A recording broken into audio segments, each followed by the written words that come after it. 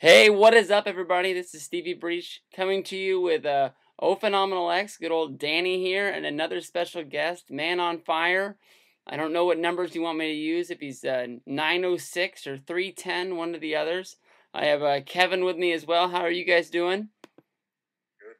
Yeah, Pretty good, come man. on. Destination X was tonight. It was a good pay-per-view. All in all, I thought that the buzz was a little bit down today. I thought it would be a lot higher. Going into the pay-per-view, what did you think was going to be going on? Yeah, you go first. Danny, give it to me. Uh, what do I think was going on? I was pumped for the pay per view. I couldn't wait for it to start, and I thought it delivered for the most part. I just was really surprised, Kevin, that nobody was talking about this show. It just seemed like last month it was all people were talking about was Slammiversary. Last year, Destination X had a huge build with a whole lot of people, pumping in those buys, and I didn't really hear anybody saying that this was a show that they had to watch. Yeah, I kind of noticed that. I think only, not including myself, I think 4 or 5 people on my timeline were tweeting about it at all, and I think everyone was just kind of getting ready because when the pay per view was actually going on, I saw 10, 11 people tweeting about it, and everyone was happy one way or another, except for one moment. But it's pretty obvious what it was. But it was really, really, really, really solid. Really great show. All right, it kicked off with some good old X Division action going on. We had Jigsaw, Scorpio Sky, Johnny Yuma, and Dakota Darso in the ring here. What did you guys think of the opening match, Danny? I thought it was like the best match out of the whole tournament, minus like the finals. I mean, as given though, you have like four good guys in there. But I really wanted Rubix to win. He was surprisingly over. Like the crowd knew his name, and like I don't think they knew anybody else's name. So I mean, hopefully they bring him back because of that. But no, I was cool with Scorpio Sky too, I guess. What do you think, Danny? I'm sorry, what do you think, Kevin? I thought it was a great way to start off the show. Everyone got their shit in and a little more, and I thought they pulled off everything really well. It wasn't sloppy at all. Everything fit in right. Rubix got ridiculously over, and I honestly think if they're going by crowd reaction, Rubix would be or slash Jigsaw would be your X Division champion. I really, really, really hope they sign him. Even though I'm a huge Chikara fan and want him there, the guy's gonna make tons of money in TNA. He's gonna boost his career. He's over his shit. Alrighty, and then we moved into a whole bunch of other X Division not championship, X Division title matches. The first one started off with Kid Cash and Mason Andrews. Mason Andrews pulled out the win, and a little bit of surprise, letting an outsider win the first match over, I guess you can say, a TNA original. I'm not sure what they're really calling them, but Danny, were you surprised by that? No, I saw this coming from a mile away. The match starts right after this one's over, gets beat down, comes back, gets the roll up. There you go. Nothing too good. What about you, Kevin? I actually thought it was good. I thought it didn't go too long. Very, very typical, very standard heel face match. I mean, it probably would have been better if we didn't guarantee that Mason Andrews was going to win. But nonetheless, both guys did a good job, and it was fine. The next match, we saw Douglas Williams and Kenny King going at it in another X Division first round match. Not really impressed with Kenny King's second match in TNA. It looked like he sort of was the letdown. Danny, what did you think about that as well?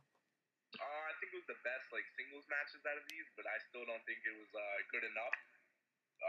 They had a few good spots here and there, but like for the most part, I thought it was pretty boring. What about you, Kevin?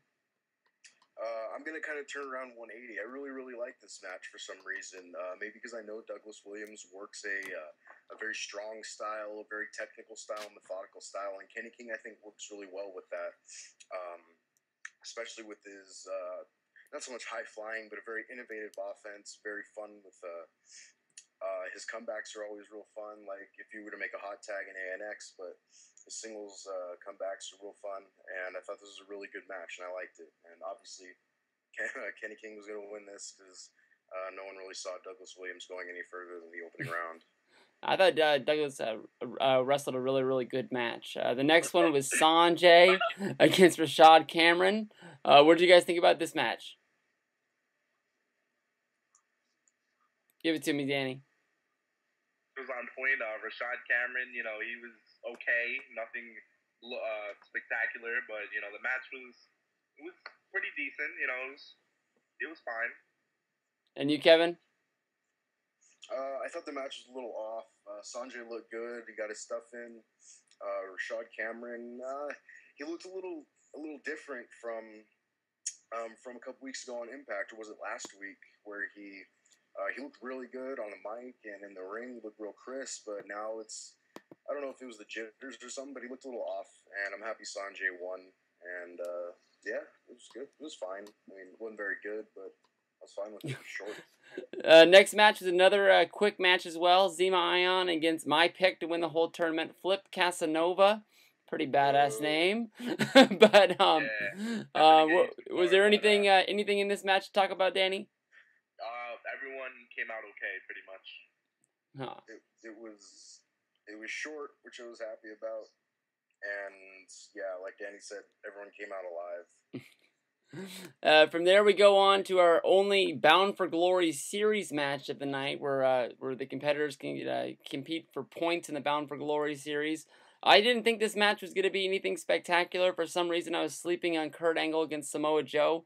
I guess they went out and they tore the house down. Samoa Joe picked up the victory, choking out Kurt Angle. Referee Earl Hebner calling for the bell when Angle was passed out. Danny, were you as surprised as I was with this match? No, because just watching it, you knew anybody could win at any point. But the thing I liked is they went hard because they knew they only had 15 minutes until that time limit was up, and they went full 100%. Another 5 minutes they could have been great, but it was really good. How about you, Kevin? Yeah, I thought the pacing of this match was just pinpoint, almost perfect. I mean, for what was it, like a 13, 14 and a half minute match? This was fantastic. I mean, Angle and Joe started off real slow, picked it up, continued on slow again, built some suspense, started pulling out the finishing moves, the Angle slams, the Coquino clutches, etc., and eventually Joe got the win, and it was a real good moment, real good moment for Samoa Joe to take the lead. Because now it's you start the speculation of Samoa Joe and Austin Aries at Bound for Glory. There you go. You can't go wrong with that. I mean, anytime a guy like Samoa Joe is getting points in a series like this, other than like last year when he was getting jobbed out with negative 10 points. TNA, I will never let you forget that. But Joe takes the lead in the Bound for Glory series, and it looks like now our boy Storm is going to have to try and catch up. Next one.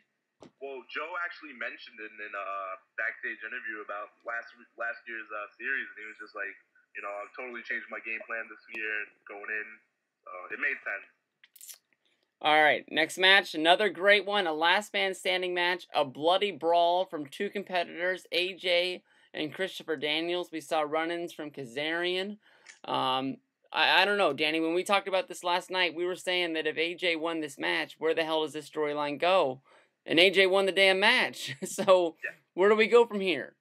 I mean, I still don't know where we go, but for the match itself, I was very impressed. I said last night that I don't know what else they can do, but they definitely proved me wrong. And if you get around to see that finish, that was just one of the best finishes TNA's ever done, I think. What about you, Kevin? As far as the whole storyline, it's obviously not going to end because kayfabe-wise, we still don't know who is the father of this bitch. Claire Lynch's who's her baby daddy, or how drugged up she is. But you know what? I didn't look at this match as a storyline progression. I looked at it as two guys beating the shit out of each other, and it was a really, really fun match. Very easy to sit through. It was a different kind of. It was a different kind of brawl. It was more of a fight rather than a spot fest. You know what I mean? I mean, they had their spots, which really every great match needs, but they didn't go overboard with it. Built suspense. When Chris Daniels was almost down for the 10 count, and AJ Styles got thrown by Kazarian off the top of the stage to the floor, really built suspense. You thought, oh shit, it's over. Then it's not over. And I seen one of the sickest spots I've seen in TNA, or really in wrestling, in a long, long time. Great match. Here we go. I don't know. When I think of Last Man Standing, I always think that's the last thing that's gonna happen. They're done after that. I basically kick the crap out of you for the last time. There's nowhere we can go. Besides for the tag titles wins, I think AJ's beat Daniels 3 times in a row now. So they're gonna have to pull something out of their bag pretty big. X Division match for the vacant X Division title. We saw our 4 winners advance in the tournament. Kenny King, Zima Ion, Sanjay Dutt, and Mason Andrews. What did you guys think about this match? It blew the house down. Yeah, we definitely got blindsided here with Zima Ion winning. I don't think anybody called that really. But for the match itself, it was good spots here. Then Sanjay Dutt and Zima go to the top of the structure, and then everyone's hoping for this really big spot, and then like nothing happens at all, and he just wins. So I don't know. I was pretty disappointed with that. Yeah, Danny called the match perfectly. That's pretty much the exact way I thought about it. But the one thing I think we're missing here is as far as storyline and progression makes perfect sense. I mean, when after what match was it? After the Sanjay Dutt and Rashad Cameron match, Jesse Sorensen came down and he said, I should be back in a couple months. I'm trying to heal myself well. And then he said that he hopes Zima Ion wins the X Division title, and he called it pretty right. Not that like he knew or anything, kayfabe. And he said he's going to beat him, and he's going to take his world title shot at Destination X 2013. Then as he's going to the back, you have Zima Ion come out for his match with Mr. Flip Bochanova. And Zima Ion comes down, the kind of shit talk, and that kind of preludes, if I'm using the right word, into a feud of them. And I'm actually excited for it because you need feuds, and this built one, and I'm happy about that. As far as the match itself, it was very cluster. You can't give it it's an Ultimate X match. But from here we go. The man of the hour, Austin Aries, is the first man to defeat Bobby Roode on this long title reign that he's been holding. He's the longest reigning TNA champion, but not anymore. Austin Aries is the man of the hour. Kevin, what do you feel about this match, and where we go from here? WWE needs to take note on this amazing booking. In the short span of a year, maybe a little under a year, they made Austin Aries a star. He rarely got pinned clean.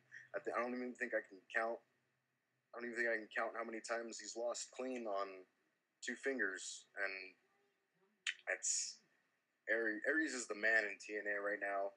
He's really I forgot who put it up, but someone posted on Twitter, one of the ex-WWE writers or one of the ESPN guys that follows wrestling. He said that CM Punk's promo last year said it kind of redefined wrestling in a way, and that you need to have your best guy be the champion.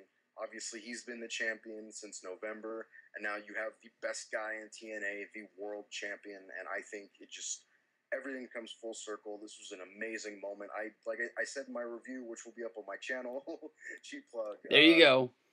I literally jumped out of my seat, and my laptop flew, and thankfully it flew on the bed and not on the floor, but I marked out like big time. Danny, what about you, buddy? This is a big moment here. I said last night that this is nothing more than an R-Truth John Cena match. I'm like, this is one of the times I'm glad I was wrong. This is big, I think. And for the match itself, this couldn't have been any better, I don't think, honestly. These guys really worked hard. Well, I hope they get to see it next month with a rematch. Hopefully, I think this is going to be a good little feud. I think a lot of people are going to get behind Austin Aries. And we'll have to see where we go on our next live Impact. I'm sure he's going to have one hell of a party out there with Hulk Hogan. What do you think? Oh, yeah. I'm just happy that I think it was Soda Popinski that put it up that says, what if Hogan screws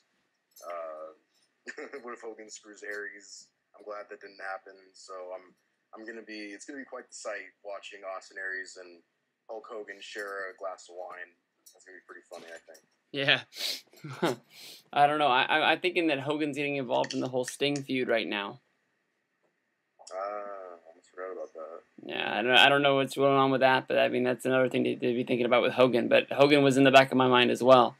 Danny, any thoughts before we wrap this up? I would say this is better than last year's Destination X. Oh, whoa! I don't know. I honestly, going with that, there was a lot of names in there that I didn't know in the X Division tournament, and I can't really give that great of a show to some people that I don't know. I want to show people I can get behind. It's nice to see new faces and all, but I don't know. That's just me. What about you, Kevin? You gonna give it that high of a rating? Oh yeah, I mean it deserves it. It really does. This is since this is the first mainstream pay-per-view I've bought since out of sheer will since 2008. I'm really happy that I put my $35 into their pocket because they put smiles on my faces. Well, I know a lot of people last year who put the money into Destination X was hoping that would show Bischoff and Hogan, the way of the future. Hopefully that this year they can learn from that, and hopefully they'll get as many buys as they did last year. But this is Stevie Breach. I gotta go eat dinner. I'm wrapping this up. We'll see you next time for some good old TNA action. Bye.